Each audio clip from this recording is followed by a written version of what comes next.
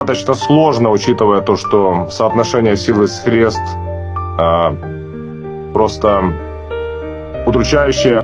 Мы понимаем, что в ближайших пару дней нам будет еще сложнее, но наши солдаты не опускают руки и будут воевать до последнего.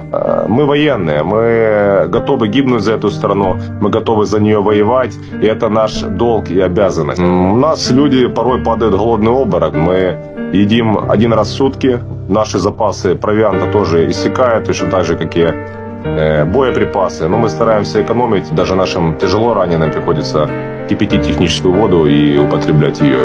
Помыться удалось за 35 дней деблокады, чтобы не соврать 3 раза. Готовы рвать и метать, не жалея себя. Когда люди после 3-4 ранения берут в руки автомат, сцепя зубы через боль, идут дальше в бой, я не думаю, что этим людям страшно.